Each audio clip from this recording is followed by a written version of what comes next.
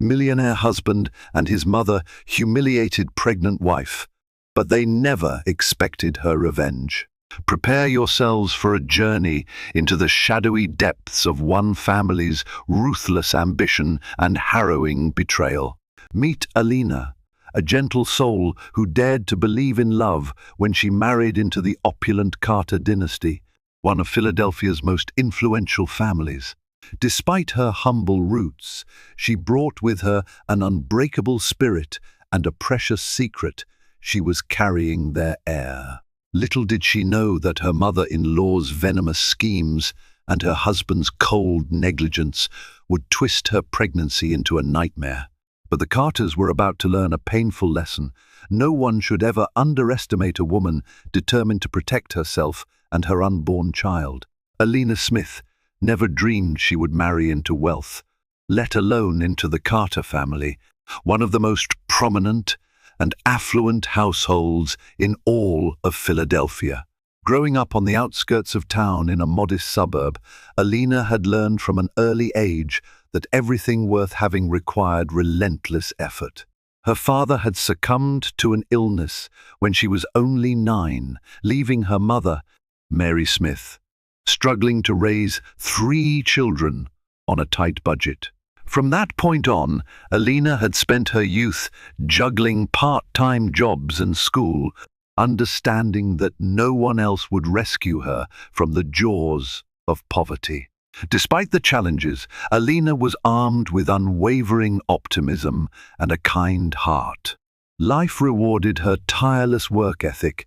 She earned a scholarship to a reputable local college, where she pursued business administration. It was there, at a charity gala organized by her university, that she met Adam Carter. He was tall and confident, with the refined air of someone born into advantage. His dark hair and piercing blue eyes gave him a princely allure. Adam's father had passed on only a few years prior, leaving his mother, Lillian Carter, as the powerful matriarch of their multi-million-dollar enterprise, Carter Enterprises. Adam was serving as a volunteer at that same gala, albeit more as an obligation than genuine desire. When he first saw Alina, he was drawn to her warm smile and easy laugh. She possessed an undeniable glow, the kind that made him forget the pressures of upholding the Carter name. That night, amidst clinking champagne glasses and the hush of discreet classical music, they talked for hours. Alina found Adam's mixture of confidence and underlying vulnerability captivating. She could sense there was more to him than a privileged upbringing. Within weeks, they were officially dating. Adam introduced Alina to an exciting world of extravagant dinners, exclusive social clubs, and VIP events. Although these experiences dazzled her, she remained cautious, wary of fully surrendering her heart to someone whose lifestyle seemed so alien from her own. Yet Adam's gentleness and sincerity, for as long as it lasted, broke down her defenses. Soon, she found herself deeply in love. Her only apprehension lay in meeting the formidable Lillian Carter, Adam's mother. Stories of Lillian's ambition and temperament preceded her. She was known as a patroness of the arts, a philanthropist, and a ferociously brilliant businesswoman who had taken Carter Enterprises to unprecedented heights. Though many respected her, others whispered about her iron-fisted management style and intolerance for imperfection. The day Alina was first ushered through the wrought iron gates of the Carter estate, her heart hammered with anxious anticipation. Adam, sensing her nerves, squeezed her hand. "She'll love you," he promised. At the time, Alina believed him, or at least tried to. Little did she know that meeting Lillian Carter would ignite a powder keg that would change her life forever. The grand foyer of the Carter mansion left Alina breathless. Marble floors gleamed under glimmering chandeliers, and portraits of ancestors loomed from gilded frames. Stepping inside felt like entering a sacred temple of power. Yet before Alina could fully absorb the opulence, the imposing figure of Lillian Carter appeared at the top of the sweeping staircase. Dressed in a tailored black dress, accentuated by strands of pearls, she carried herself with the regal bearing of an empress. "Welcome to our home," Lillian said, her voice cool and clipped. She extended a hand, fingertips grazing Alina's in a gesture more reminiscent of testing fine linen than greeting a future daughter-in-law. Though polite, her eyes were appraising, like she was assessing the quality of a product. Alina smiled, hoping her sincerity would melt the ice between them. Over dinner, Lillian launched a calculated interrogation under the guise of polite conversation. She asked about Alina's family background, education, and career aspirations in a manner that seemed designed to highlight what Alina lacked: old money and upper-class connections.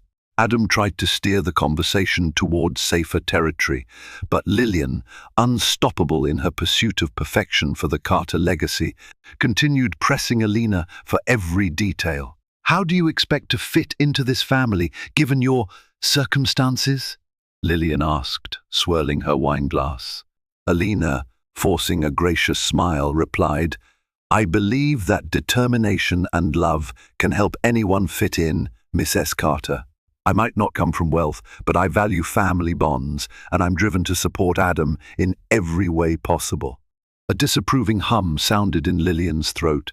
"I see. Let's hope your determination is sufficient." After dinner, Adam walked Alina to her car. She tried to mask her unease behind a determined grin, but Adam was quick to notice. "She's not always like this," he reassured her. "My mother can be intimidating at first, but she'll see how special you are. Just give her time." For a while, Alina believed that Lillian's frosty manner was merely a protective shell. She assumed that once Lillian observed how deeply she cared for Adam, she would come around. Unfortunately, that day never came. As the months passed, Lillian's interactions with Alina ranged from disapproving silence to outright criticism over inconsequential matters. Alina's table manners, her choice of outfits at social events, even the way she spoke to the staff. While Adam frequently defended Alina in private, he never took a firm stand against Lillian in public. It was a dynamic Alina tried to rationalize, figuring that Adam was trapped in the weighty obligations of being Lillian's sole heir and business partner. She assumed that once they got married, Adam would make it clear that Alina was an indispensable part of his life. Time, however, had other plans in store. Lillian's unspoken ultimatum that Alina would never fully belong was about to morph into a vicious clash that would threaten to consume Alina entirely, especially when she discovered she was pregnant. After a year and a half of dating, Adam proposed in a lavish display that only served to reinforce the disparities in their upbringings. He took Alina to a private rooftop in the heart of Philadelphia, complete with fairy lights, soft jazz, and a view overlooking the city skyline. Just as the sun dipped below the horizon, casting brilliant hues of orange and pink across the sky, Adam knelt on one knee and offered up a ring that sparkled like stardust. Overcome by emotion, Alina accepted without hesitation. Preparations for the wedding commenced at breakneck speed, spearheaded by Lillian, who insisted on a grand affair. She booked the city's most exclusive venue, hired world-renowned chefs, and commissioned an elite wedding planner who was rumored to have organized events for British royalty. Alina's initial excitement started to wane as Lillian micromanaged every aspect of the ceremony, from the selection of wedding flowers to the final arrangement of the seating chart. Alina's mother, Mary, was given little say. Mary felt increasingly sidelined, but never voiced her concerns for fear of being labeled ungrateful.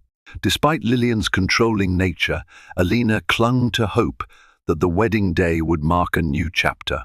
On that crisp autumn afternoon, draped in a lace gown that made her look ethereal, she walked down the aisle on her brother's arm, heart pounding with a mixture of love for Adam and trepidation for their future. Adam looked handsome in his tailored tuxedo, but there was an odd stiffness to him that day, almost as if the gravity of his mother's expectations had begun to weigh him down. Their vows were heartfelt, brimming with promises of love, support, and loyalty. Guests dabbed at their eyes, touched by the genuine emotion. Even Lillian wore a faint smile as she watched from the front pew, though Alina couldn't shake the feeling that something was amiss. During the extravagant reception, guests roamed the manicured gardens, sipping vintage champagne and sampling gourmet hors d'oeuvre. Lillian treated everyone to a grand toast, extolling Adam's achievements and Carter Enterprises' future. She scarcely mentioned Alina, except for one fleeting nod in her direction. Let us hope that Alina's introduction into this family will uphold the Carter name. The subtle dig didn't go unnoticed by Alina, but she pretended otherwise, unwilling to mar what was supposed to be the happiest day of her life. Later that evening, Alina wandered inside the mansion in search of peace from the commotion and overheard a conversation that sent shivers down her spine. Lillian was speaking quietly to one of the wedding planners, but her words were clear enough. "I'm only tolerating this for Adam's sake. That girl will never be a true Carter. Mark my words, this arrangement won't last." Stunned, Alina retreated, tears brimming in her eyes. She took several calming breaths. She would fight for her place in Adam's life. She resolved. She loved him. And if Lillian Carter doubted her resilience, she was about to learn just how strong Alina truly was. Married life began on a tense note. Although Alina had taken Adam's last name, she felt like an intruder in her own home. She and Adam moved into a spacious wing of the Carter estate, a separate suite with a bedroom, private living room, and office. The decor was tasteful marble floors, plush rugs, antique furniture, but nothing felt truly hers. Even the staff took their cues from Lillian, maintaining a respectful distance. Weeks turned into months, and Alina struggled to find her footing in the Carter world. She tried to attend the same philanthropic events Lillian chaired, or accompany Adam to high-profile business gatherings. But whenever she did, Lillian found a way to undermine her, often through withering remarks delivered under the guise of motherly advice. Adam, preoccupied with stepping into the leadership role at Carter Enterprises, often failed to notice or chose to ignore the tension. One morning, Alina woke up feeling queasy. Initially, she dismissed it as a mild stomach bug, or perhaps the result of stress. But after 3 consecutive days of morning sickness, she suspected something else. With trembling hands and a fluttering heart, she took a pregnancy test in the sanctuary of her private bathroom. The result was instant. She was pregnant. A kaleidoscope of emotions overwhelmed her: excitement, anxiety, hope, and fear, all merged into a chaotic swirl. She was about to bring a new life into the Carter family. Maybe, just maybe, this would be the catalyst for change. Perhaps a grandchild would thaw Lillian's icy veneer.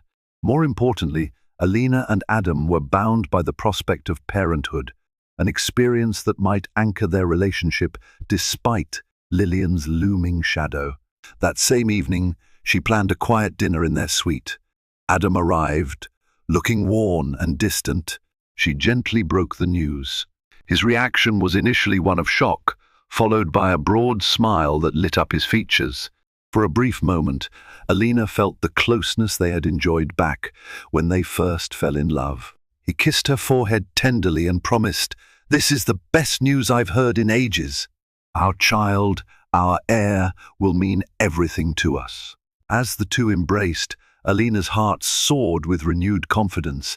However, her hopes were short-lived. When Lillian learned of the pregnancy, she didn't offer congratulations or even a smile of approval. She simply observed Alina as if appraising defective merchandise.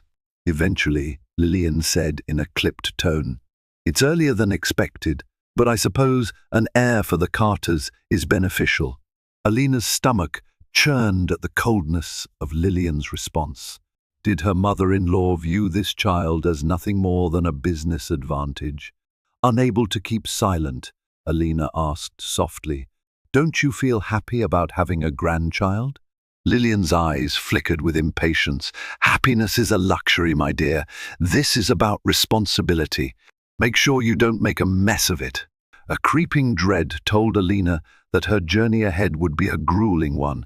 Alina's pregnancy advanced steadily, each week drawing her closer to the day she would welcome her child into the world. Yet as her belly grew, so did the emotional pressure weighing her down.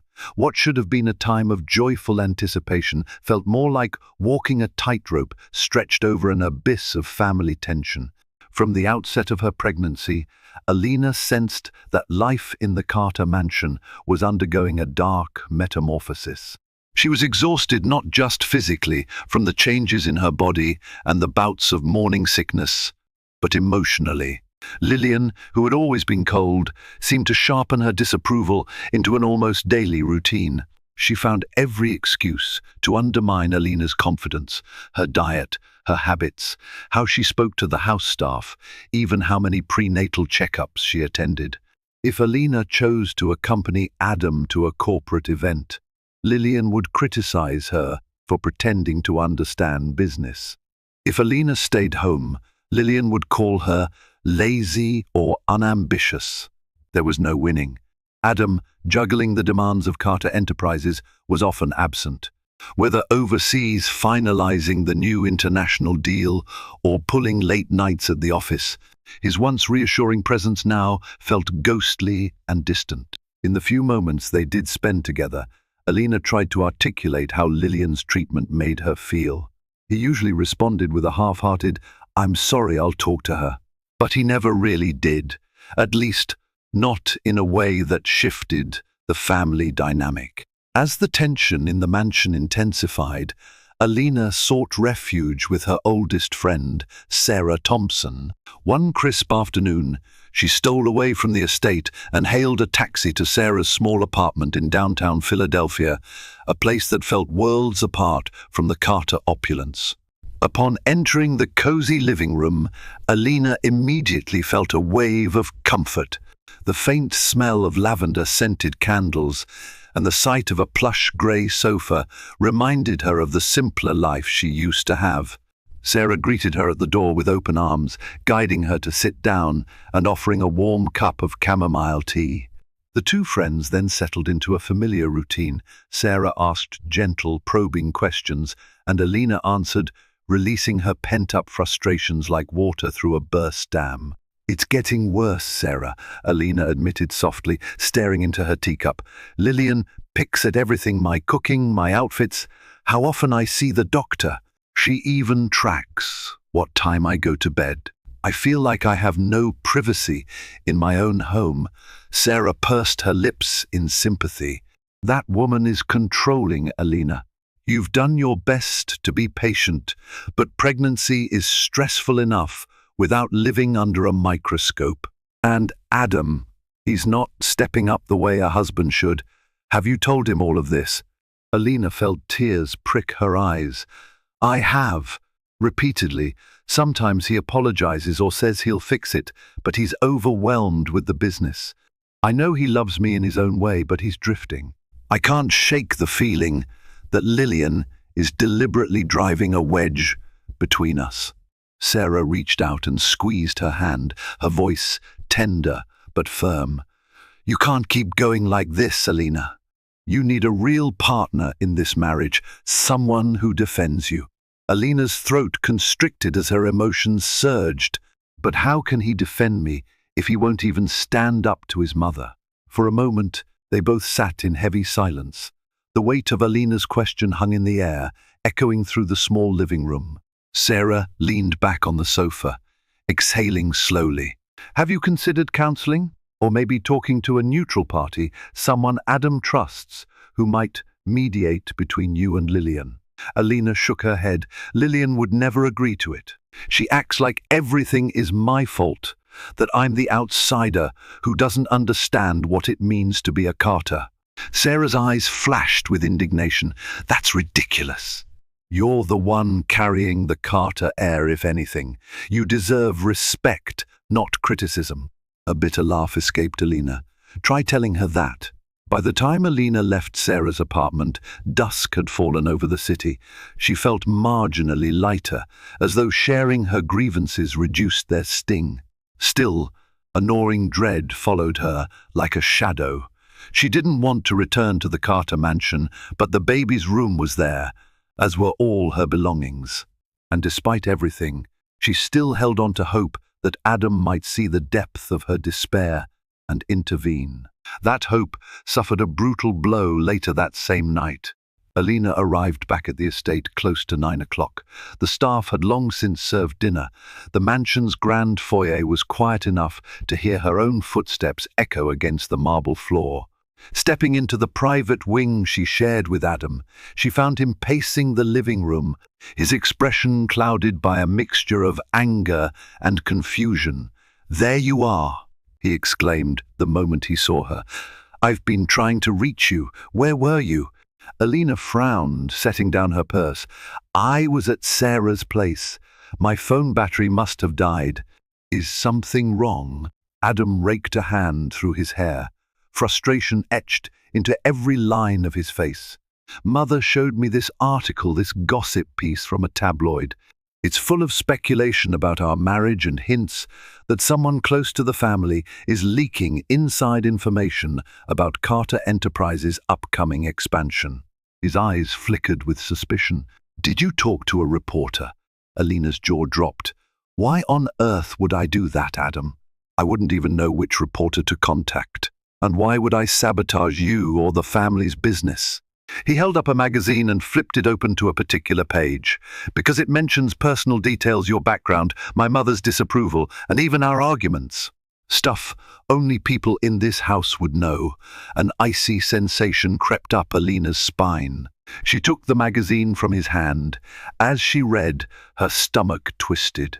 The article was dripping with sensationalism, accusing Alina of not fitting into high society, implying that a Carter family insider had provided the intel, and hinting that her unrefined ways were causing friction at social events. "Adam, you have to believe me," Alina pleaded, heart pounding. "I had nothing to do with this. Why would I jeopardize my own life here? My baby's future?" He stared at her, skepticism warring with the tenderness in his gaze. "Mother swears it's someone you know, possibly. Sarah or another friend, feeding details to the media." She inhaled sharply, anger flaring. "She's just using this as an excuse to blame me. You know your mother has made me her target from day one. She doesn't want me here, and now she's found a convenient scapegoat for the bad press." Adam's expression softened, but only slightly. "I'm stuck in the middle, Alina. I'm trying to keep the business afloat, keep Mother off my back, and ensure you're okay. Now there's this huge scandal. I just don't know who to trust." His words cut her deeply. She realized with a cold jolt that her own husband was wavering when it mattered most. "You're my husband, Adam," she said quietly, eyes misting with hurt. "If you can't trust me, then what's left of our marriage?" Silence fell between them like a heavy curtain. Alina blinked away tears, refusing to let them fall in front of him. She carefully placed the magazine on the coffee table and turned toward the door to their bedroom suite.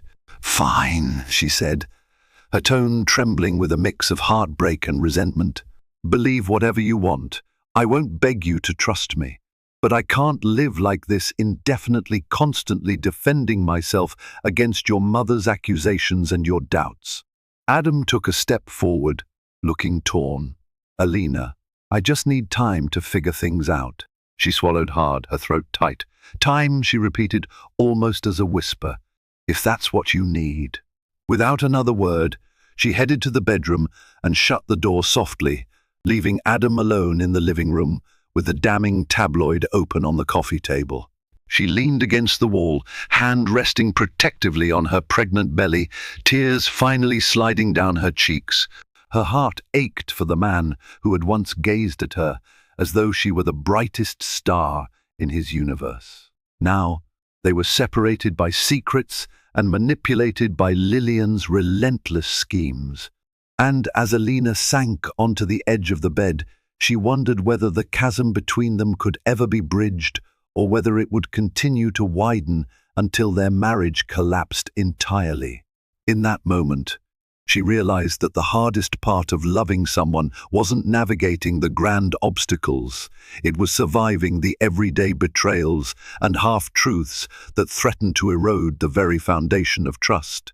And as Adam remained on the other side of the door, silent and brooding, Alina understood that her fight for dignity and respect in this marriage and in this powerful family had only just begun. As Alina's pregnancy progressed, her exhaustion mounted both physically and emotionally. She tried to shield her unborn child from the constant undercurrent of stress, but Lillian persisted in casting blame for anything that went awry, both within the household and in Adam's demeanor. A particularly bitter confrontation occurred when Alina inadvertently overheard Lillian confiding in an old family acquaintance, Marjorie Rothschild, a wealthy socialite who had known the Carters for decades. They stood in the sunroom, sipping tea, while Alina paused in the adjacent hallway. "You must be relieved that an heir is on the way," Marjorie said. "It's a sign of hope for the future of Carter Enterprises." Lillian's response chilled Alina to the core. Only if the mother is capable of grooming him properly. A child of that background might hamper our family's reputation. Alina felt her anger surge in ways she had never experienced. Storming into the sunroom, she confronted Lillian in front of Marjorie. "That's my child you're talking about," Alina snapped, eyes brimming with tears and rage. "Your grandchild. How dare you reduce my background to some liability?" Marjorie looked mortified, while Lillian simply narrowed her eyes. "The truth can be inconvenient, Alina. I suggest you learn to accept reality."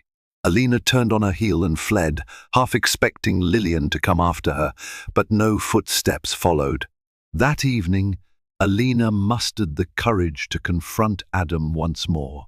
She found him in the manor's library, buried in paperwork for the upcoming international expansion. When she recounted the exchange, tears streamed down her cheeks. "She called my child a liability, Adam," Alina exclaimed, voice cracking with hurt. "Don't you see how wrong that is?" Adam pinched the bridge of his nose, looking drained and conflicted.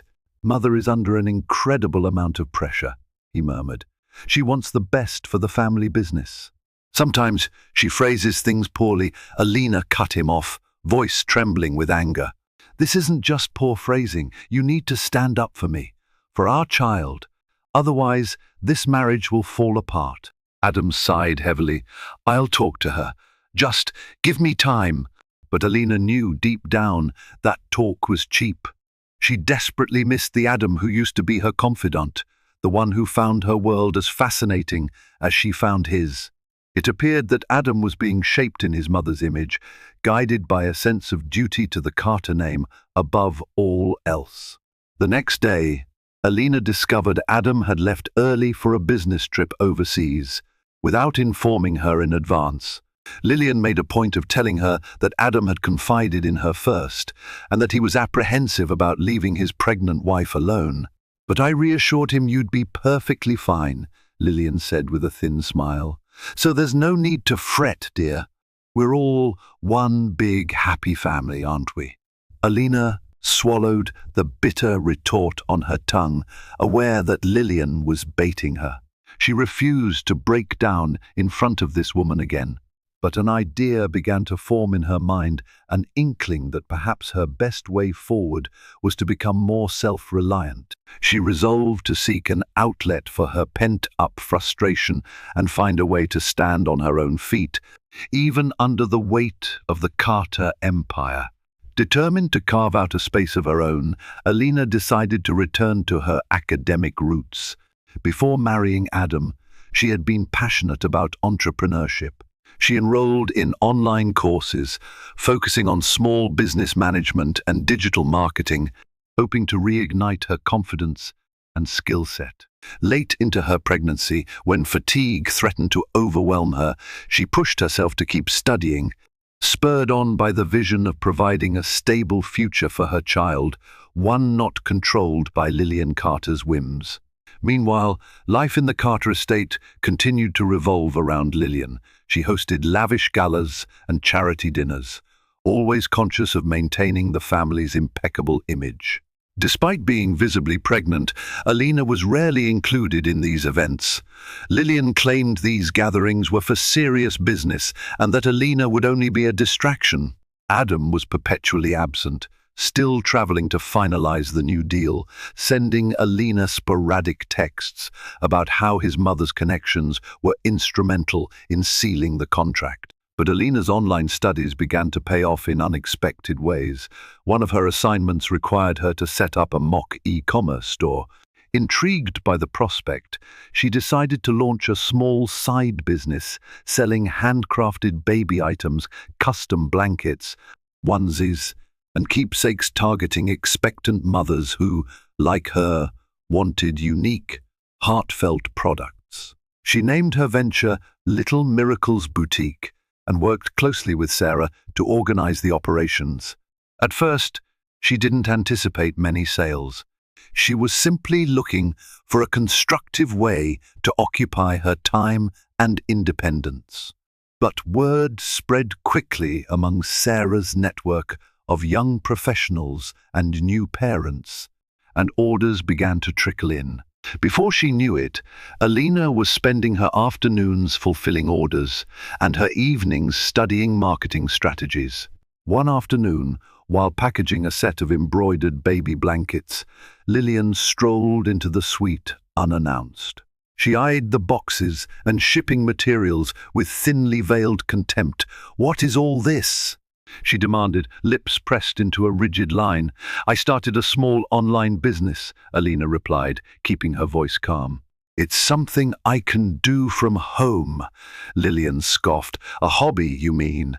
We certainly have enough staff for you to occupy your time however you please, but don't confuse this with actual work. Once you have the baby, your attention will be elsewhere." Alina's jaw tightened. "I'm fully aware of my responsibilities as a mother, but this business is important to me." Rolling her eyes, Lillian left, muttering something under her breath about frivolous ventures. Alina tried not to let it affect her. If anything, it fueled her determination. In the weeks that followed, Little Miracles Boutique gained a surprising momentum, especially after a local parenting blog run by an acquaintance named Emily Winston wrote a glowing review of Alina's handmade items. Every morning brought new orders, and Alina found a sense of fulfillment she hadn't experienced in a long time. Yet for all her newfound independence, she couldn't shake a gnawing sense of dread. She knew too well that every small success would only irritate Lillian, further poisoning the already fragile dynamic in the house. Alina was 8 months pregnant when she reached her breaking point. The evening had started innocently enough. She had finally received an invitation to one of Lillian's social functions, a black tie gala at a prestigious art museum. Buoyed by the opportunity, Alina spent the afternoon preparing her outfit, a floor-length midnight blue gown that complemented her baby bump gracefully.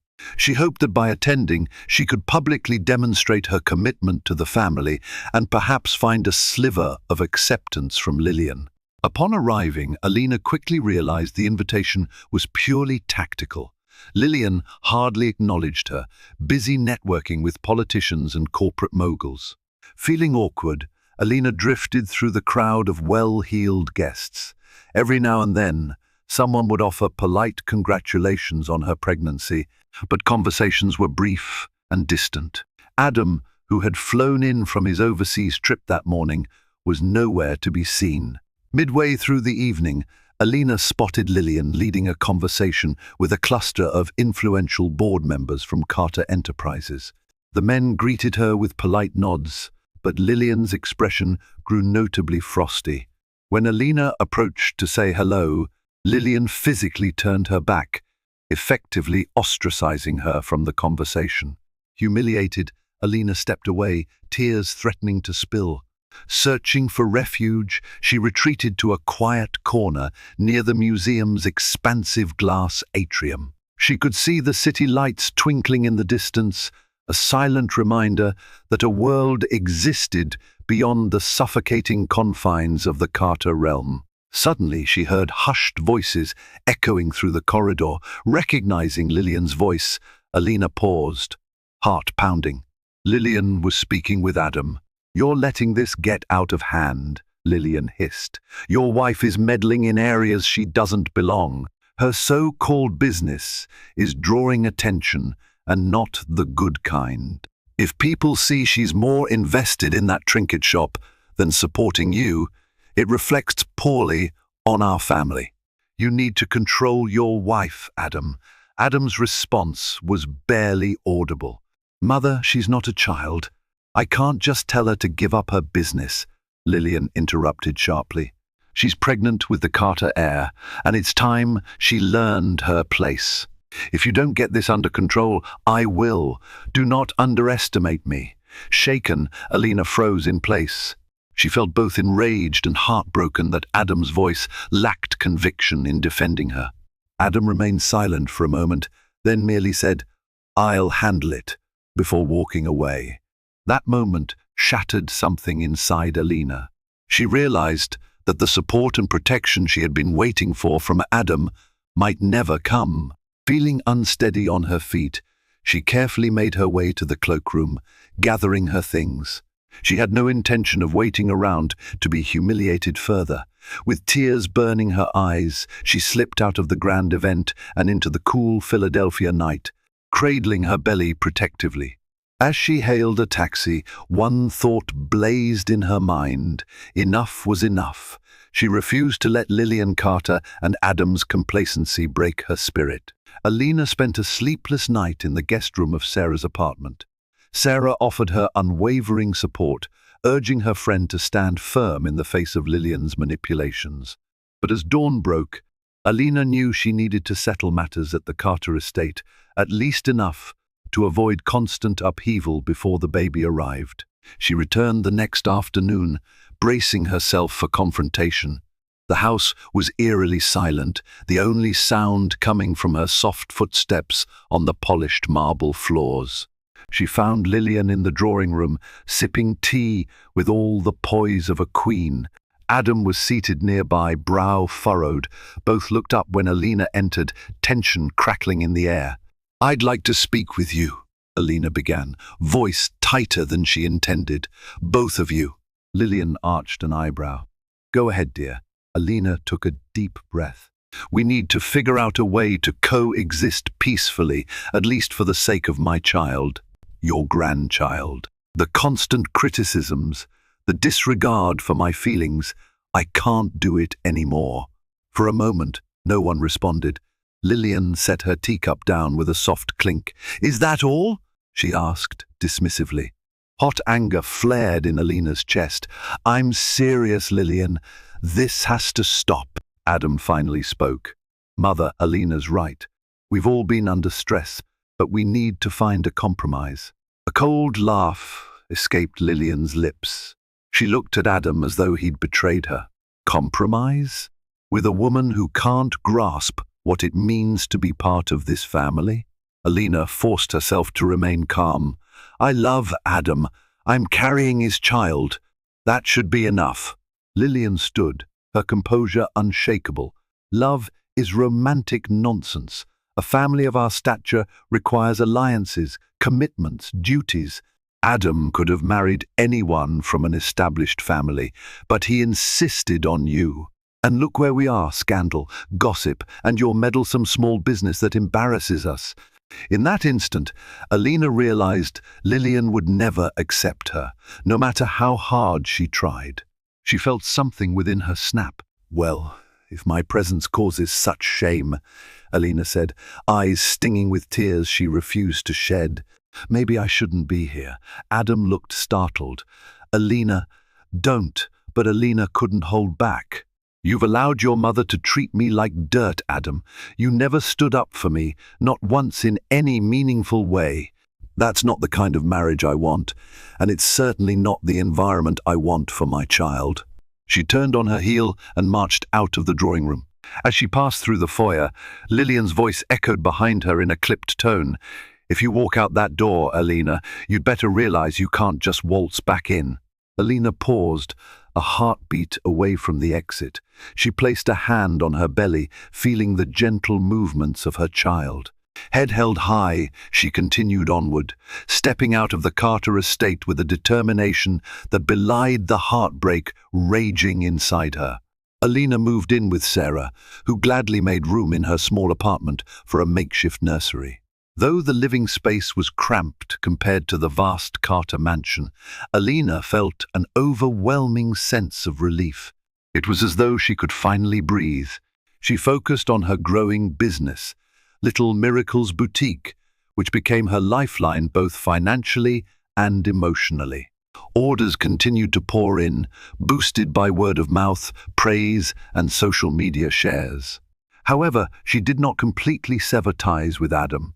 She knew he had a right to be involved in their child's life, and despite her heartbreak, she still held a glimmer of hope that Adam might break free from Lillian's suffocating influence. They communicated sporadically via text messages and short phone calls, primarily about Alina's health and the baby's progress.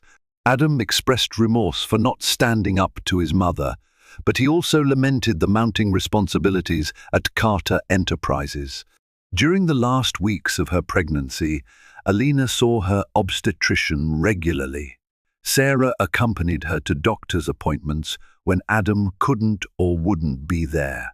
At times, she found herself missing the man she had fallen in love with, yet the reality of his absence during such a critical time only solidified her resolve to rely on herself. Surprisingly, Lillian remained conspicuously silent. Alina expected some kind of ploy or tactic to force her back into the Carter fold, but none came. She presumed Lillian was busy with the international expansion. One day, curiosity got the better of her, and Alina looked up Carter Enterprises on the business news site. She found an article praising Lillian and Adam for spearheading a major merger, one that could potentially triple the company's global presence. A pang of hurt coursed through her.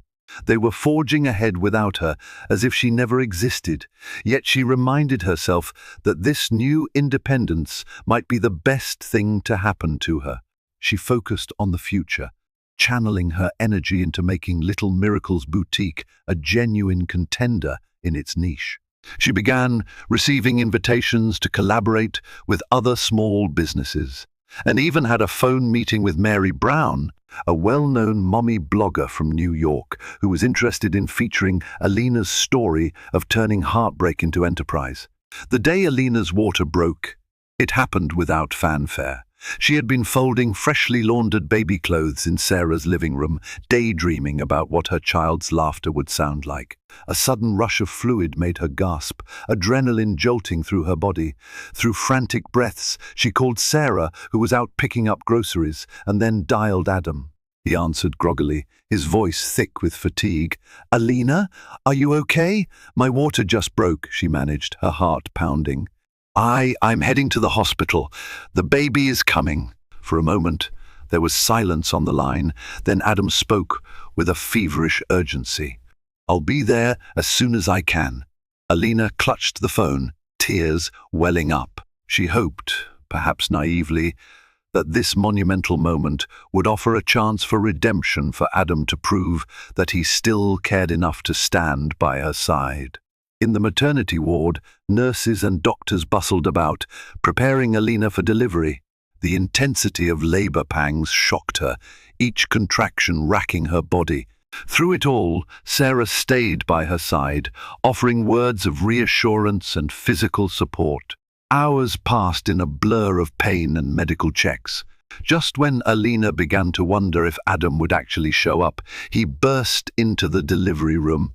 Hair disheveled and eyes red from lack of sleep, he rushed to her side and grabbed her hand. "I'm here," he whispered, voice trembling. "I'm so sorry for everything. I'm here now." Alina couldn't muster words. Pain and exhaustion rendered her speechless. Still, she felt an odd surge of relief at seeing him. In that moment, she didn't care about the arguments, the betrayal, or the looming spectre of Lillian. She needed support, and Adam was providing it, albeit belatedly. With the doctor's guidance and Sarah's unwavering encouragement, Alina pushed through the contractions.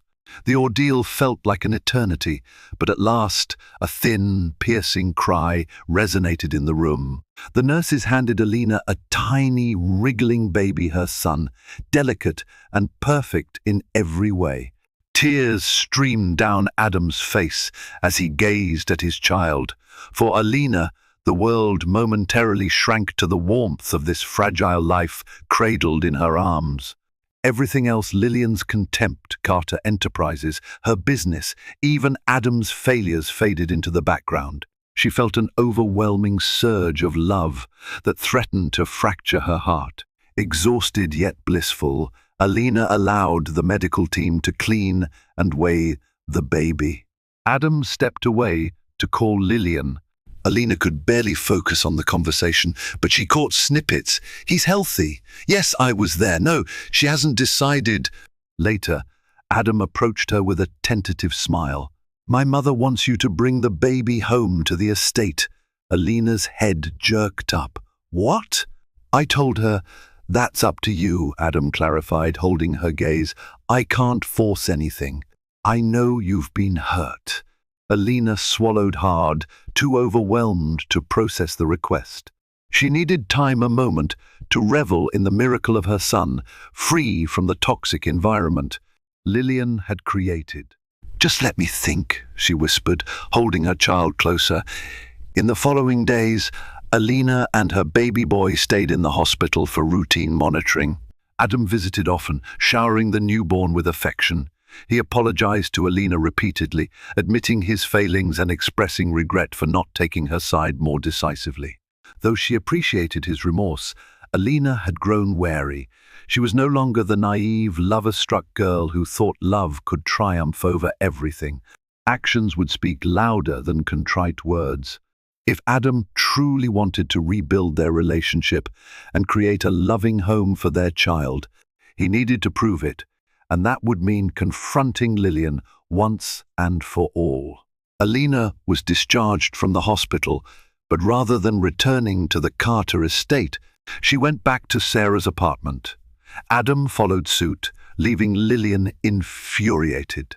He insisted on being present for nightly feedings and diaper changes, fumbling his way through fatherhood, but determined to learn. As the weeks went on, Alina watched him tentatively transform. He became more open about the pressures he faced at Carter Enterprises, more earnest in apologizing for his inaction. Meanwhile, Lillian's displeasure was palpable. She bombarded Adam with phone calls, berating him for abandoning his responsibilities and tarnishing the Carter name. But Adam stubbornly stayed put, ignoring his mother's tirades for the first time in his life. This shift in loyalty provided Alina a glimmer of hope, but it was also overshadowed by a new crisis. Rumors circulated in the business world that Carter Enterprises' ambitious new project was facing legal complications abroad. The stock price wavered, raising alarm among shareholders. One crisp morning, Adam arrived at Sarah's apartment, face drawn and tense. "We're in trouble," he said simply. He explained that the international deal was on the brink of collapsing, thanks to a lawsuit from a competitor alleging intellectual property theft. "My mother is furious," he continued, "and she's demanding I return to the office immediately. We could lose millions and everything my father built." Alina listened, her mind ticking away. A surge of adrenaline coursed through her. She realized that while Lillian had tried to tear her down, she now possessed the knowledge and leverage to turn the tables. Over the past months, in building her own business and learning more about digital marketing and negotiations, she had garnered insights that could be invaluable. Additionally, she had connections. Mary Brown, the blogger who was well-versed in PR strategies, and an old college professor turned mentor who specialized in international law. "Let me help," she said softly, cradling her infant in one arm. Adam blinked in surprise. "What do you mean?" "I have a network people who know about legal loopholes and PR management. I'm willing to share that with you, with Carter Enterprises, under my conditions." In that moment, a plan formed in Alina's mind, a plan that would ensure her family's security, exact retribution on Lillian's snobbery, and underscore that Alina wasn't just some wide-eyed girl who had married up. She was a formidable force in her own right. Her conditions were simple but bold. 1. Alina would be recognized as a consultant for Carter Enterprises with a formal contract and salary. 2. She would retain complete independence in how she lived and raised her child, with no interference from Lillian. 3. Lillian would publicly acknowledge Alina's role in saving the family business if the strategy proved successful. Adam hesitated, but eventually agreed. He was desperate enough to try anything to salvage the company, and in that desperation lay the perfect chance for Alina to flip the power dynamic that had been used against her. When Adam relayed the conditions to Lillian, her outrage was immediate. She called Alina in a fury, hurling insults and accusing her of opportunism. But Alina held her ground. "You can accept my help or lose the company.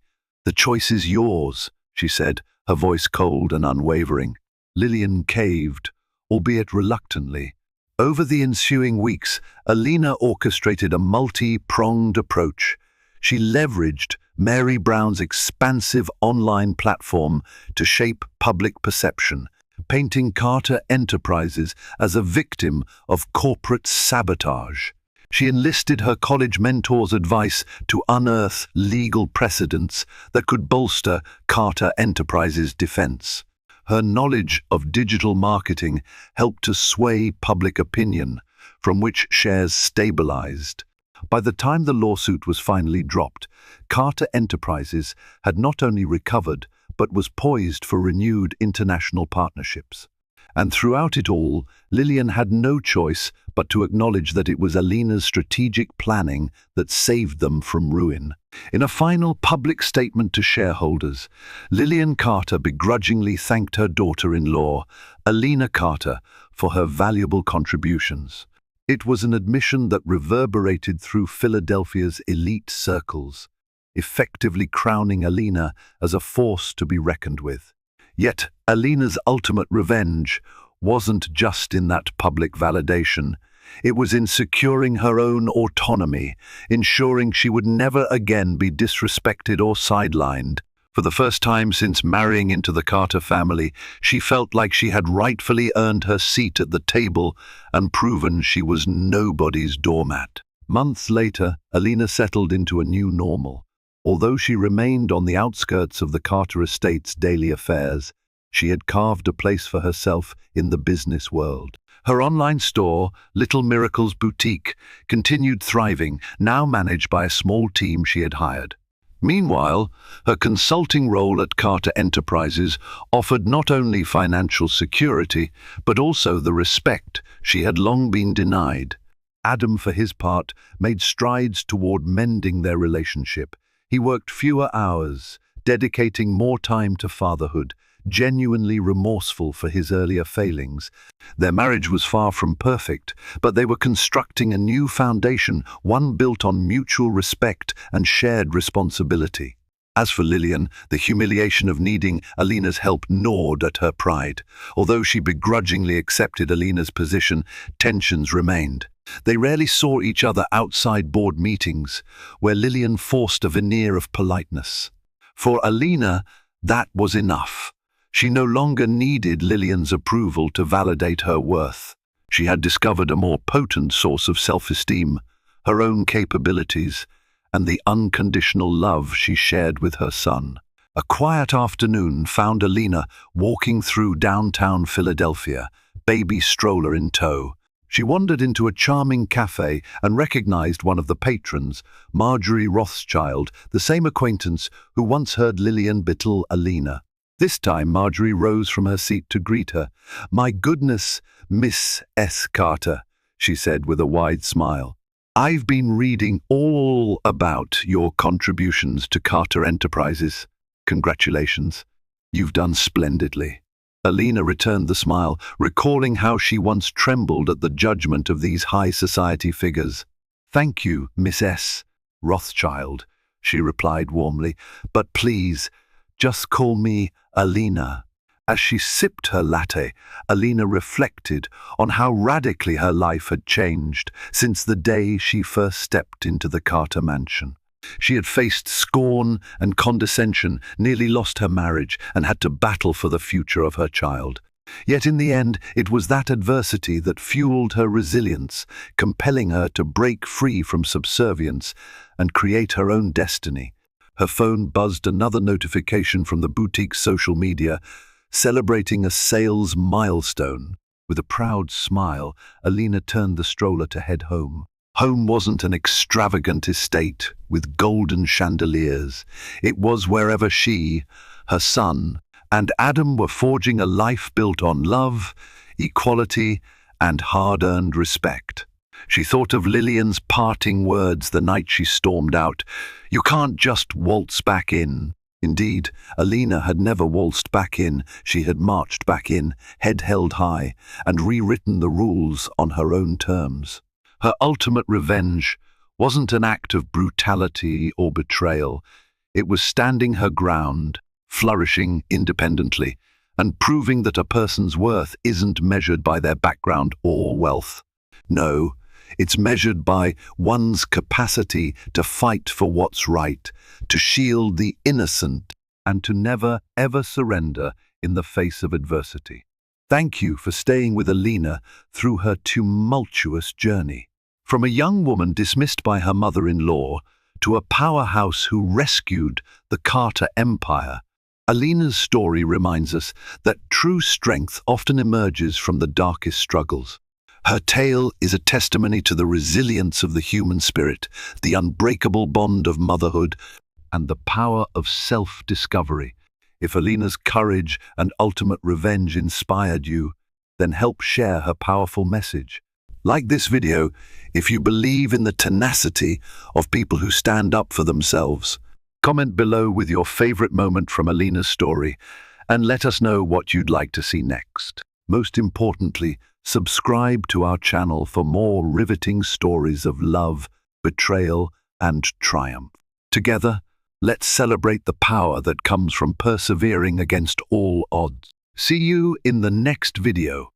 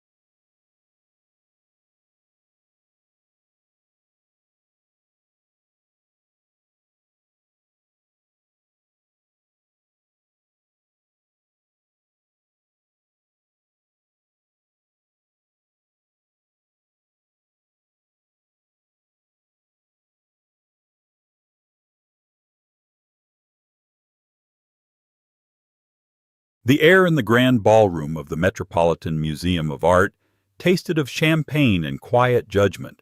For Helen John, it was the taste of her own invisibility. 5 years ago, her name on the guest list would have caused a stir. Tonight, she was a ghost haunting the edges of a life that was once hers, a life of glittering chandeliers and whispered secrets. They looked through her, the titans of industry, and the doyens of society, their eyes sliding past her simple navy gown to land on someone more important, more relevant. But in the center of the room, a magnetic pole of power and charisma, stood the one man who couldn't pretend she didn't exist, even as he tried. James Anderson, her ex-husband. And on his arm was the perfectly polished woman he was meant to marry all along. Helen was just a relic, a forgotten story. Or so they all thought. But some stories don't end. They just wait for the most public stage imaginable to begin their second act. The theme of the annual Metropolitan Legacy Gala was Gilded Dreams, a concept so steeped in irony, Helen felt a bitter laugh bubble in her chest. Her dreams had once been gilded, plated in the finest 24-karat gold that the Anderson fortune could buy. Now they were stripped down to the raw, resilient bronze of her own making. She clutched her small borrowed clutch, its silver clasp cold against her clammy fingers. Sophie Chen, the fiery art gallery owner, who had championed Helen's sculptures and secured her this ticket, gave her a reassuring squeeze on the shoulder. "Just breathe," Sophie whispered, her voice a sharp contrast to the dull roar of the crowd. "Your piece is in the charity auction. You belong here more than half these vultures who haven't had an original thought since their trust funds matured." Helen offered a weak smile. "It's not about belonging, Soph. It's about surviving the memories." Everywhere she looked, ghosts of her past life swirled. The scent of lilies and gardenias, the same flowers James had filled their penthouse with every week. The low hum of the string quartet playing a Vivaldi piece they had danced to at their wedding. The clinking of crystal glasses, a sound she now associated with tense family dinners presided over by James's formidable mother, Genevieve Anderson. She saw Penelope Astor, a woman whose face seemed permanently frozen in a state of smug condescension, lean in to whisper to her companion, her eyes flicking towards Helen. The words were lost in the din, but the meaning was clear. That's her. The first wife. The one who didn't fit. Helen's spine stiffened. She had spent the last 5 years painstakingly rebuilding her identity. She wasn't Helen Anderson, the failed wife. She was Helen John Sculptor. Her hands, once soft and manicured for society events, were now calloused and stained with clay and metal dust. She had poured every ounce of her pain, her resilience, her hope into her work. The small bronze sculpture up for auction tonight, titled Shattered Echo, was a testament to that journey. It depicted a heart fractured, but held together by delicate intertwining tendrils. It was everything she couldn't say in words. Then she saw him. It was impossible not to. James Anderson commanded a room the way a conductor commanded an orchestra. At 6'3", with dark hair that fell with a practiced casualness over his brow and eyes the color of a stormy sea, he was the undisputed king of this gilded cage. He was laughing, a deep rumbling sound that Helen still felt in her bones, at something a senator was saying. And on his arm, a vision in emerald silk, was Bianca Dubois. Bianca was the daughter of a French banking magnate, a woman bred for this world. Her pedigree was impeccable. Her smile polished her every gesture, a study in effortless grace. She was the woman Genevieve had always wanted for her son. The papers had been speculating for months that an engagement was imminent. Seeing them together wasn't a shock, but it was a physical blow, knocking the air from Helen's lungs. Bianca's head was tilted towards James, a look of pure adoration on her face. A look Helen once owned. Their eyes met across the crowded room, just for a second. James's smile faltered, the light in his eyes dimming as he registered her presence. A flicker of something unreadable crossed his face. Surprise, pain, maybe even regret, before a mask of cool indifference slammed down. He gave a slight, almost imperceptible nod, a gesture one might give a passing acquaintance, and turned back to his conversation. He had dismissed her. In one cold, calculated gesture, he had relegated 5 years of marriage, of shared secrets and late-night laughter, of love and devastating heartbreak, to a footnote. The room suddenly felt suffocating. The champagne in her stomach turned to acid. "I need some air," Helen muttered to Sophie, her voice tight. She turned to escape to the terrace, to flee the weight of 1,000 judging eyes and one pair that had once looked at her like she was the entire universe. But as she moved, a figure blocked her path. tall, elegant, and radiating an aura of glacial authority. Genevieve Anderson. Her silver hair was coiffed into a perfect chignon, and her diamond necklace glittered like shards of ice against her throat. "Helen," she said, her voice smooth but laced with venom. "I must admit, I'm surprised to see you here. I thought you'd be more comfortable in humbler settings." The insult was as sharp and clean as a surgeon's scalpel. Helen lifted her chin, refusing to let the woman see her crumble. "Hello, Genevieve. It's a charity event. My work is being auctioned to support emerging artists." She allowed a small pointed smile. "Something I've had to become myself." Genevieve's perfectly sculpted lips thinned. "Ah, yes. Your little hobby. How quaint. Do try to enjoy the evening. From a distance." With that, the matriarch swept past a queen dismissing a peasant. The message was clear. "You are not welcome here. You are a stain on our perfect family portrait." Helen stood frozen for a moment, the coldness of the encounter seeping into her bones. This was a mistake.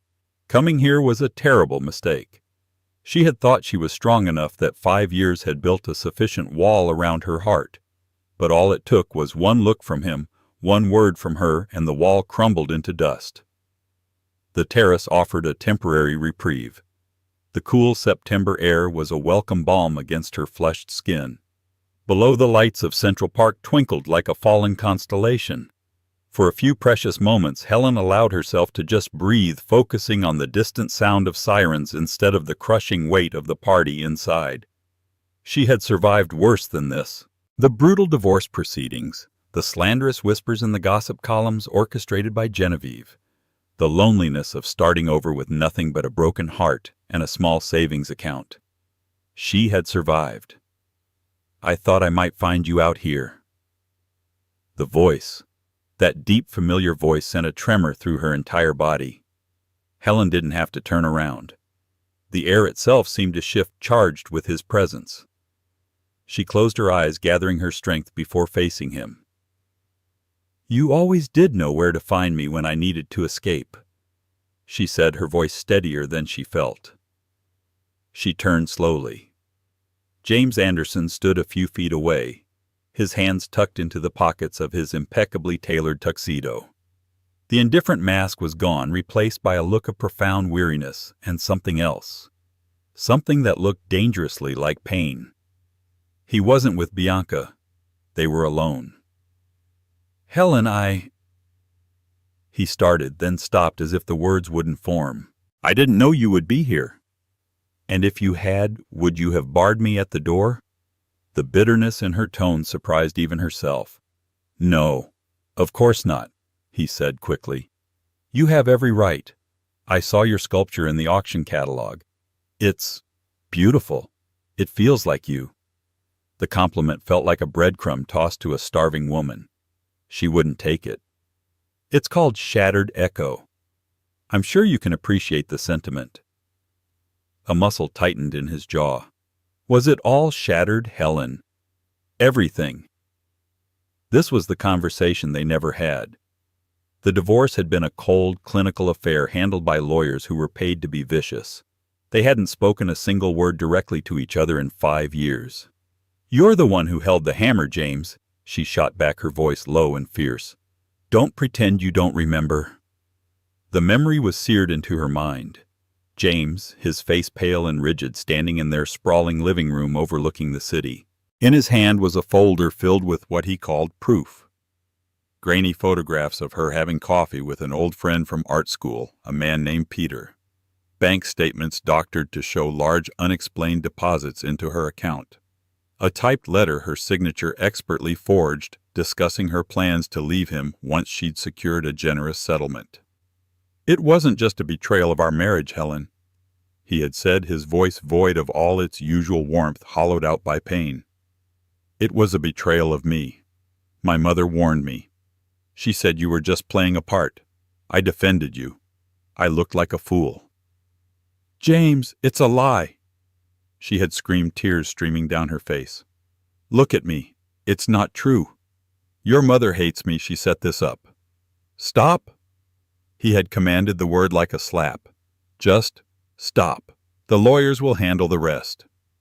He had walked out not just of the room but of their life. He never looked back. He had believed the lies over the woman he had vowed to love for eternity.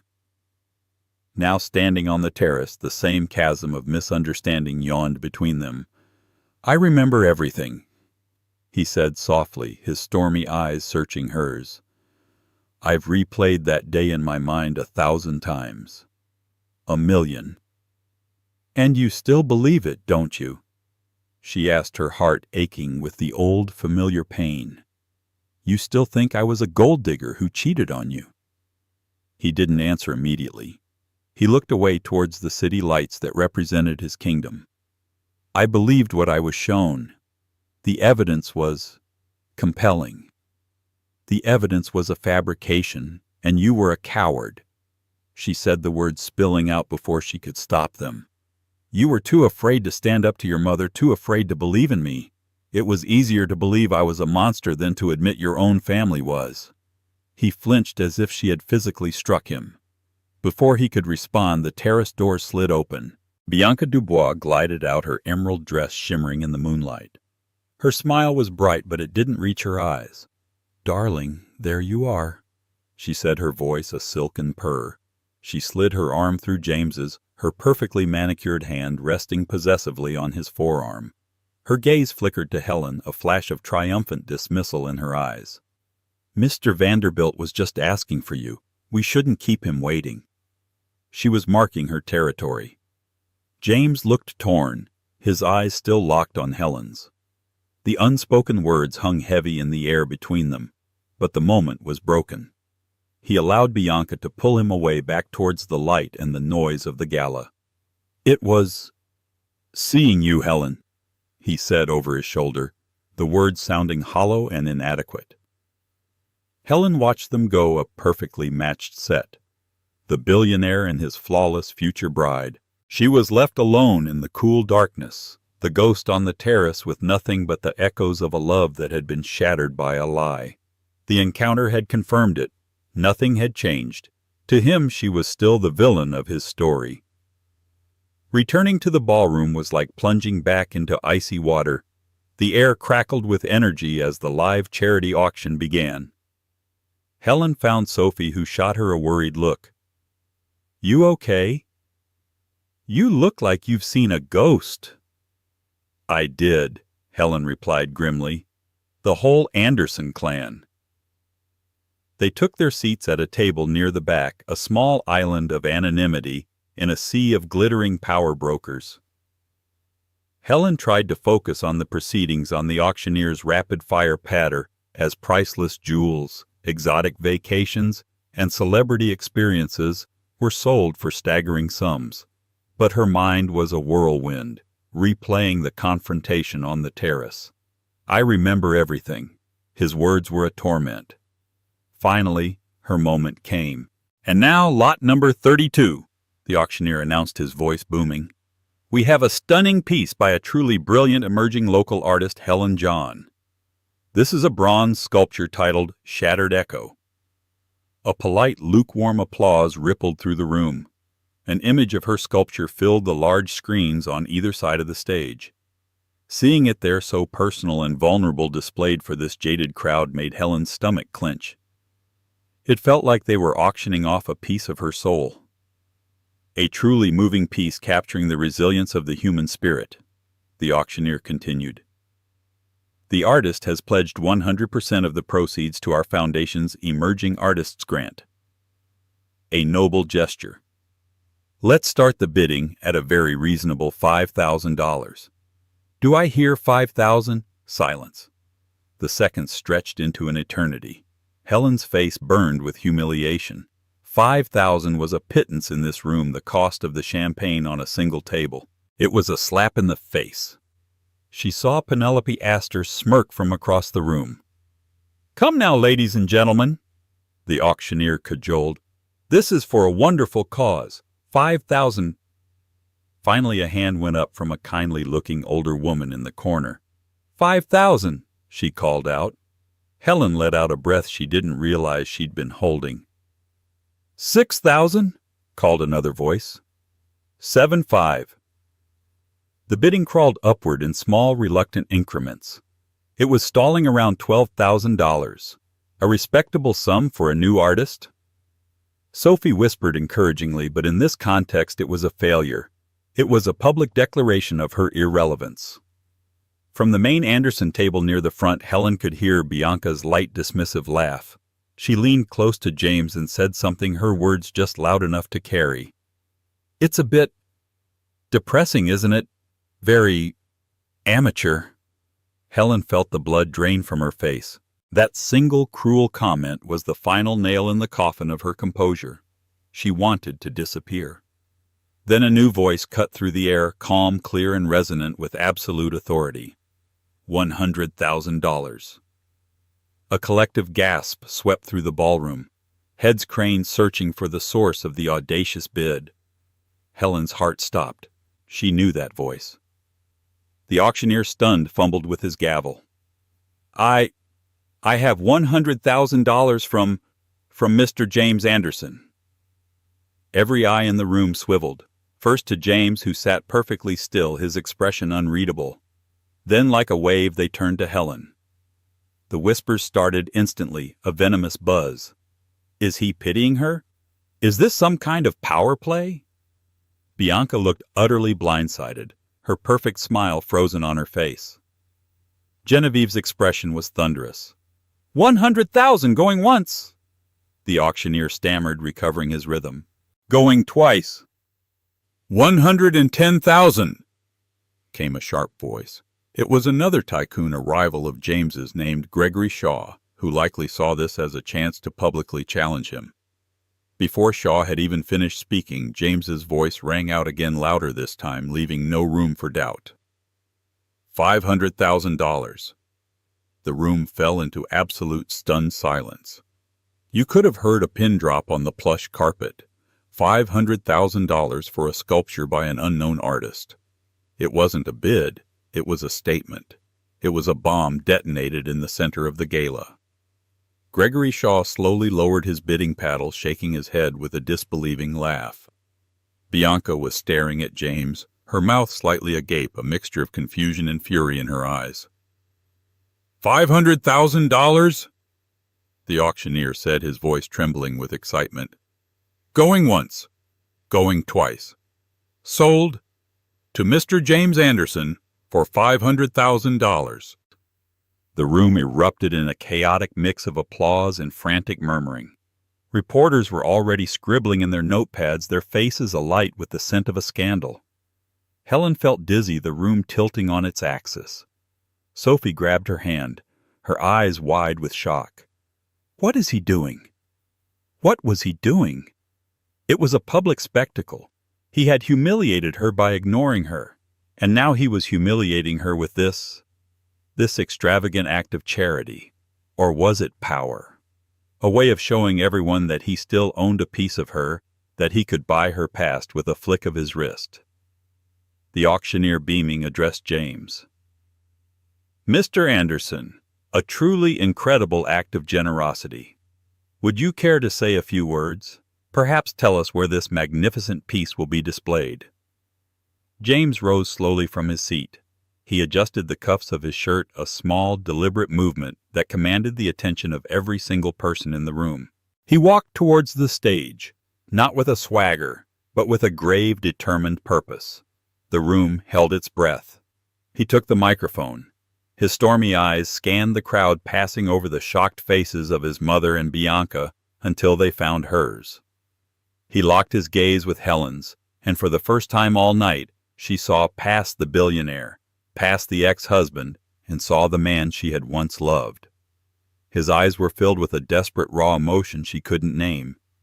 The entire world seemed to fade away, until it was just the two of them, connected by an invisible thread of shared history across a silent watching room. Thank you. James began, his voice amplified by the microphone, yet feeling as intimate as a whisper directed only at her. Thank you all. The work this foundation does for the arts is vital. It supports voices that need to be heard, talent that deserves to be seen. He paused, his gaze unwavering from Helen's.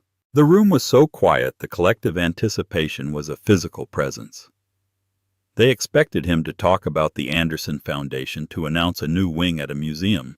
They expected a standard polished speech from a billionaire philanthropist.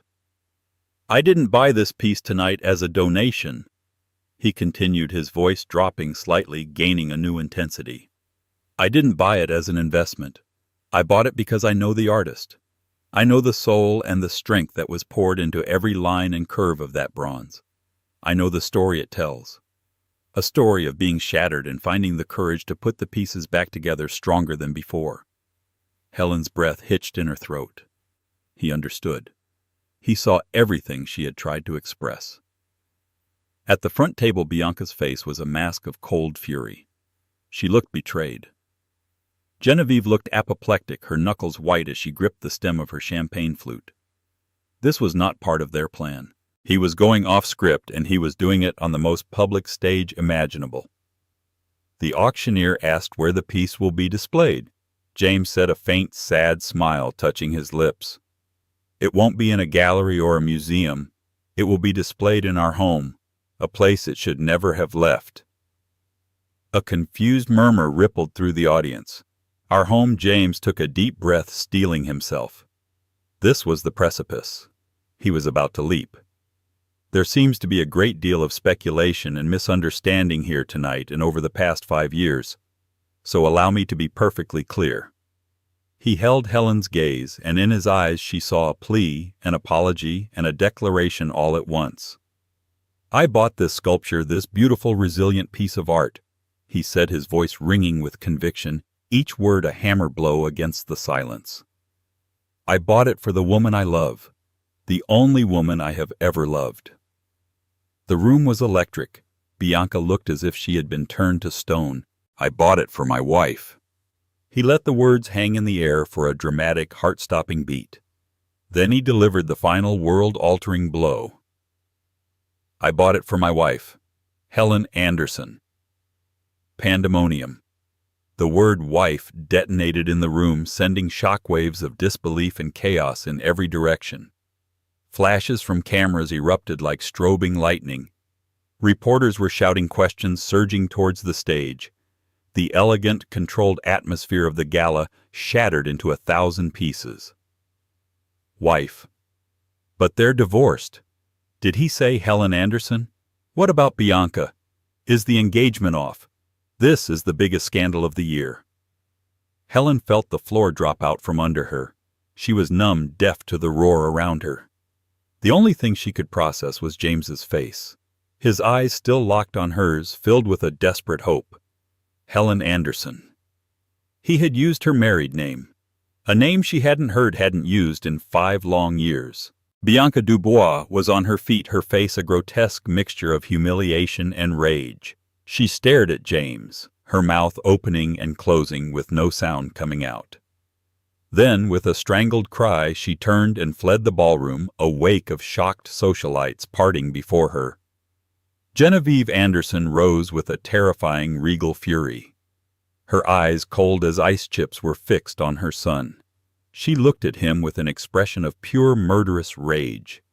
Then her gaze shifted to Helen, and the look was so filled with hatred it felt like a physical blow. She too turned and swept from the room, her exit as dramatic and chilling as a queen abandoning her collapsing kingdom. James remained on the stage, a solitary figure amidst the chaos he had unleashed. He lowered the microphone, his shoulders slumping slightly as if the effort of that public confession had drained him of all strength. Sophie was shaking Helen's arm, her voice barely audible over the din. "Helen, Helen, what is happening? What did he mean?" But Helen couldn't answer. Her mind was a blank slate wiped clean by 2 impossible words. My wife. It was a lie. A spectacular, public, life-destroying lie. They had signed the papers. They were divorced. Weren't they? The foundation of her reality, the painful truth she had built her new life upon, had just been obliterated in front of the entire New York elite. She was drowning, and the only person in the world who seemed to have a life raft was the very man who had pushed her overboard 5 years ago. Before the reporters could swarm her, a wall of broad-shouldered men in dark suits materialized around their table. They moved with quiet, professional efficiency. The man in the lead, whom Helen vaguely recognized as David Chen, the head of James's personal security, leaned in close. "Ms. John," he said, his voice calm but firm amidst the chaos. "Mr. Anderson has requested you accompany me. We have a private room secured." Helen was too stunned to argue. Sophie, ever the protector, stood up. "She's not going anywhere without me." David Chen nodded. "Of course. This way, please." He was Sophie's brother. The realization hit Helen through the fog of her shock. David had worked for James for a decade, a small, strange connection in a world that had just been turned upside down. They were escorted through a service corridor, the sounds of the frantic ballroom fading behind them. They entered a quiet, tastefully decorated library, the kind the museum reserved for its most important patrons. The heavy oak door clicked shut, sealing them in silence. James was already there, standing by the fireplace, his back to them. He had shed his tuxedo jacket and was staring into the empty hearth. He looked exhausted, the adrenaline of his public performance having worn off, leaving behind a man carrying the weight of the world. He turned as they entered. His eyes found Helen's immediately. "Thank you for coming," he said, his voice raspy. Helen finally found her voice, and it was filled with a fury that surprised her. "What have you done?" She whispered the words, trembling with shock and anger. "What in God's name have you done, James?" He took a step toward her, his hands raised in a placating gesture. "Helen, please. Let me explain." "Explain?" Her voice rose, cracking. "You get up on a stage and tell the entire world a lie. You call me your wife. We are divorced. I signed the papers. I sat in a cold, sterile office and signed away my name, my life, my heart. How dare you?" Tears of rage and confusion streamed down her face. Sophie put a protective arm around her. "James," David Chen said quietly from the corner of the room, "the car is ready. We should go before they figure out where we are." "Just give me a minute, David," James said, never taking his eyes off Helen. He waited until his security chief had stepped outside, closing the door behind him. Sophie remained a silent guardian at Helen's side. "You're right," James said softly. "You did sign the papers. I watched you do it. It was the worst day of my life. Then what was that? A publicity stunt, a way to destroy me all over again?" "No," he said, his voice raw. "It was the truth. Helen, the divorce was never finalized." Helen stared at him, her mind refusing to process the words. "What? That's impossible. I got the final decree in the mail. My lawyer?" "Your lawyer received a document, yes," James said, his expression pained. "A document my legal team later flagged for a procedural error. An error I instructed them not to correct." It took a moment for the meaning to sink in. When it did, Helen felt a new wave of cold fury wash over her. You sabotaged it. You let me believe for 5 years that I was a divorced woman, that I was free. You let me rebuild my entire life on a foundation of lies. I couldn't let you go," he confessed, his voice breaking. "It was the only piece of you I had left. I know it was wrong. It was selfish and cowardly. I was a fool for believing the lies about you in the first place, and I was a bigger fool for how I handled it afterwards. I should have fought for you, not against you, but I couldn't bring myself to sever that last final tie. In the eyes of the law, Helen, you are and have always been my wife." The revelation was staggering.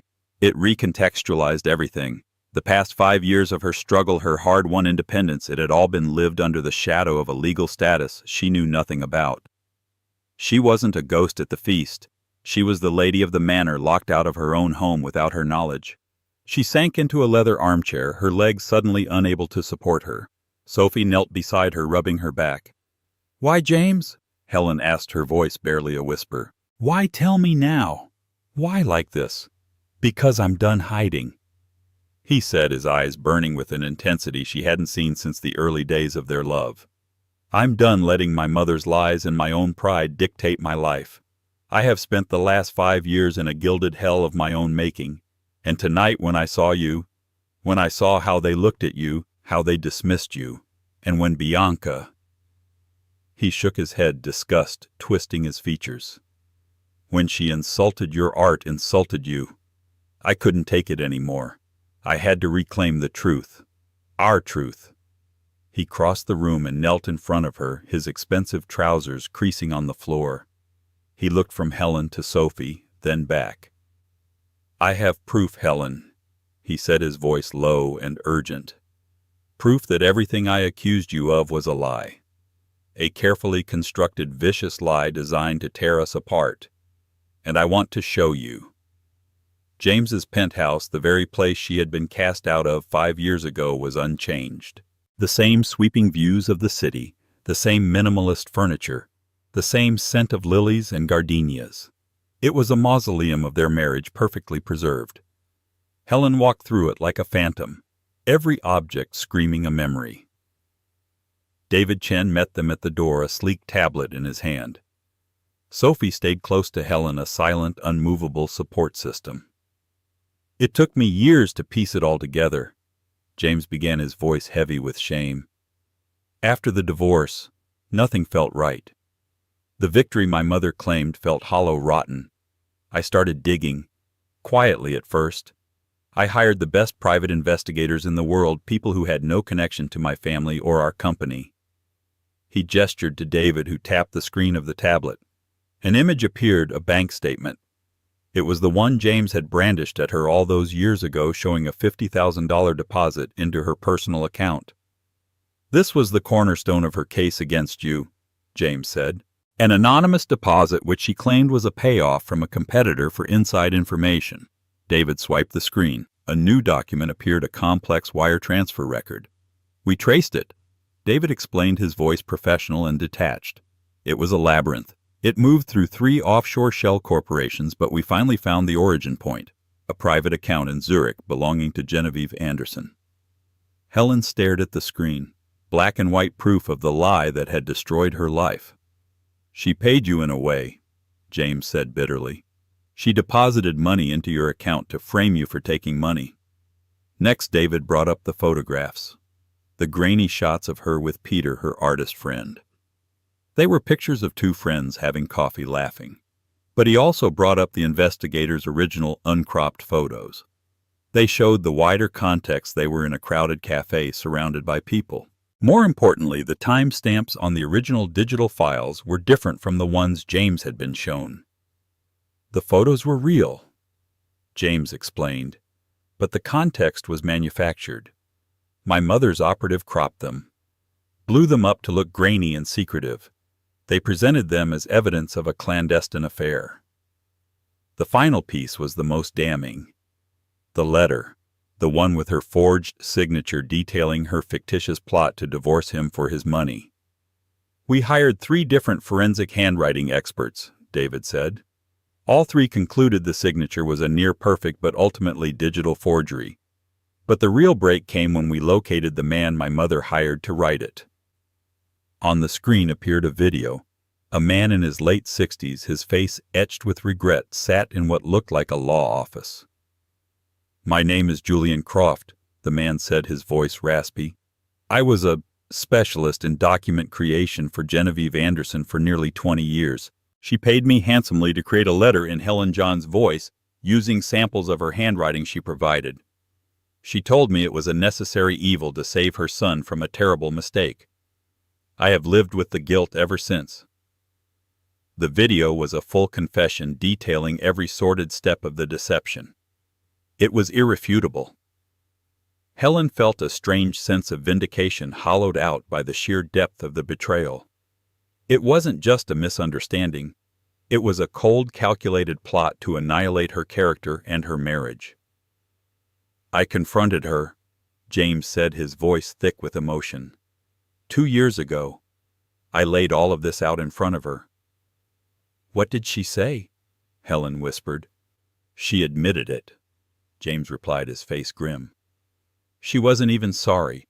She said you were a common distraction. And she did what was necessary to protect the Anderson legacy.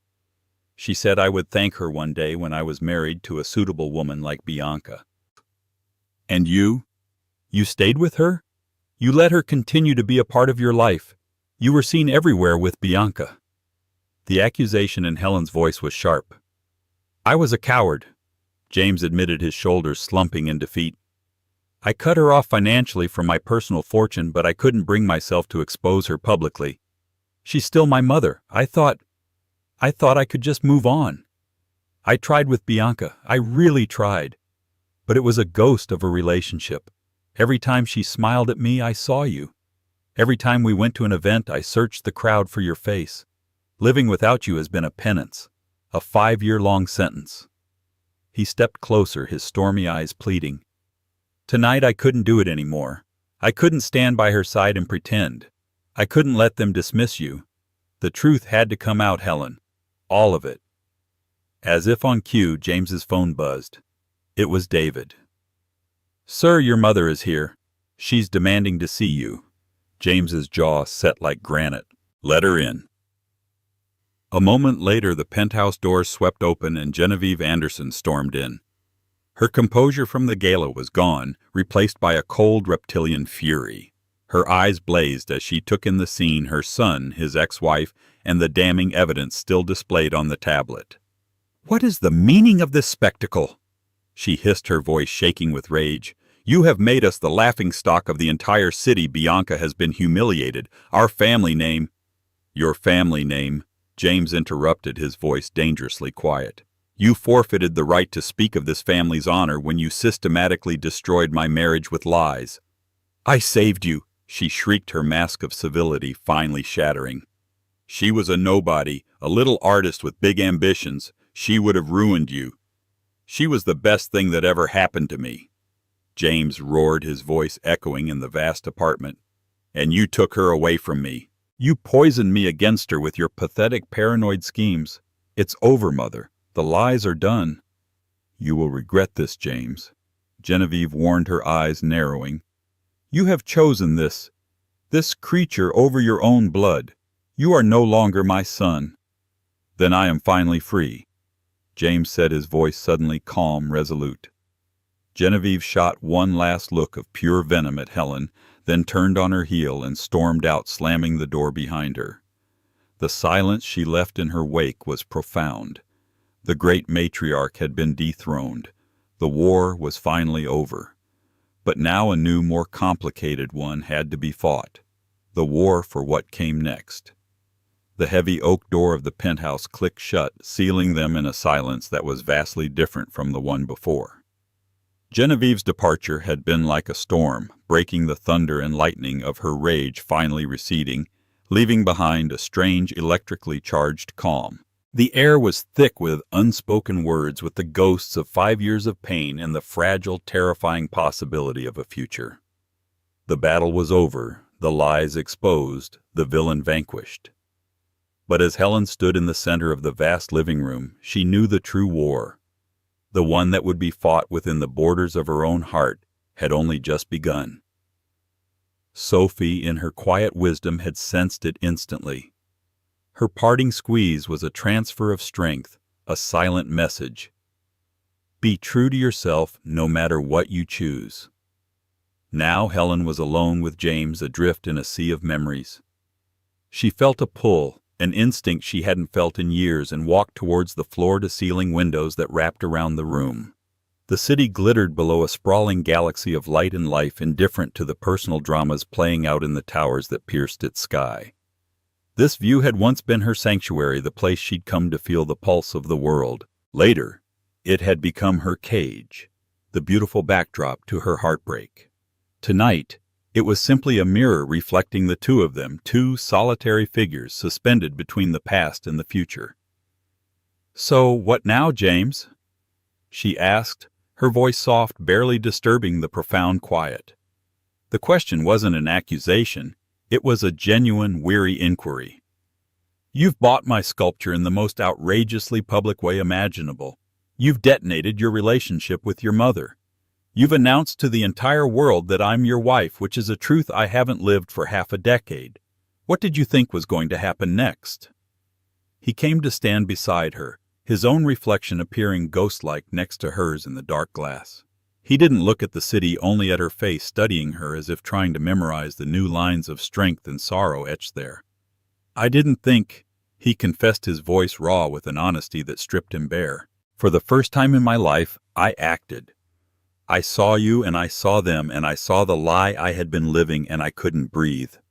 Everything I did tonight. It wasn't a strategy. It was a last desperate attempt to get back to the only thing that ever felt real in my life. You." He finally paused, taking a breath. "I hoped," he amended, his voice dropping to a whisper, "that you would let me start over." A sad, humorless laugh escaped her lips. It wasn't a sound of mirth, but of pure, unadulterated irony. "Start over, James. You can't just rewind time. You can't erase 5 years of silence. 5 years of me thinking I was nothing to you but a regrettable mistake." She turned from the window to face him fully, needing him to see the truth in her eyes. "I am not the same woman who left this apartment. You have to understand that. The girl you married, she was full of a soft, trusting light. She loved you so fiercely, so completely, that she couldn't imagine a world where that love wasn't enough. When you believed those lies, when you turned your back on her, you didn't just break her heart. You extinguished that light." She saw him flinch, the truth of her words landing like a physical blow. "The woman standing in front of you now," she continued, her voice gaining strength with every word, "had to learn to live in the dark. She found a new kind of light, a harder, tougher kind that she had to build herself spark by painful spark. She learned to pay her own rent in a tiny apartment that shook every time the subway passed. She learned that calluses on her hands from her tools were a badge of honor, not something to be hidden. She built a life, a small but real life, on the rubble of the one your mother destroyed and you allowed to burn. She doesn't need a billionaire to rescue her at a charity auction." "I know," he said, and the profound sincerity in his voice stopped her cold. He took a half-step closer, his presence both a comfort and a threat to the walls she had so carefully built around herself. "My God, Helen, I know that. I've watched you. From a distance. I saw the notice for your first small gallery show. I read the review that called your work viscerally honest. I have never been more proud or more ashamed in my entire life. I'm not trying to rescue you. You're the strongest person I've ever known. You don't need rescuing." He looked down at his own hands, then back up at her, and his eyes were filled with a desperate, gut-wrenching vulnerability she had never seen in him before, not even in their most intimate moments. "I'm asking if you can find it in your heart to rescue me." The plea hung in the air between them, so unexpected and so raw, it stole the breath from her lungs. This powerful man, this titan of industry, who could move markets with a word, was asking her for help. "My life for the past 5 years has been a photograph," he explained, his voice thick with unshed tears. "Perfectly composed, everything in its place, but utterly lifeless. It's been a series of meetings and transactions and hollow obligations. It's been my mother's version of success. But there was no color, no sound, no warmth. There was no you. I'm the one who's been trapped, Helen, in a prison of my own making, haunted by the ghost of what I threw away. You built a real life from rubble. I'm still just living in the ruins." He dared to take another step, closing the distance until only a few feet separated them. He reached out not to touch her, but held his hand in the space between them. It was a question and offering a silent prayer. "Let me start over," he repeated, his voice pleading. "Not by erasing the last 5 years, but by honoring them. Let me earn the right to know the woman you've become. Let me court you, Helen, properly. No galas, no expectations. Let me take you to a cheap coffee shop and just talk for hours. Let me visit your studio and learn the story behind every sculpture. Let me earn back a single moment of the trust I so carelessly shattered." His words were a balm on wounds she didn't even know were still bleeding. He wasn't trying to possess her, to reclaim her. He was asking for permission to know her. Helen looked from his pleading eyes to his outstretched hand. Every instinct for self-preservation honed over 5 years of solitude screamed at her to turn away, to thank him for the truth and walk out that door back to her safe, quiet life. It was the sensible thing to do. The risk of letting him in again was immense. Her heart, so carefully pieced together, felt fragile as spun glass. But then she looked into his eyes and saw past the billionaire and the ex-husband. She saw the man who on their second date had stood in the rain for an hour with her to watch a street artist finish a mural. The man who had once filled a whole room with sunflowers just to see her smile. The man who was now willing to tear down his entire world just for the chance to say he was sorry. The love she had for that man had never truly died. It had been buried alive, and now it was stirring. Slowly, tentatively, she lifted her own hand. The contrast was stark. Her fingers strong and slightly stained, marked by the clay and metal of her work. His long and elegant, the hand of a man who signed checks that could change the world.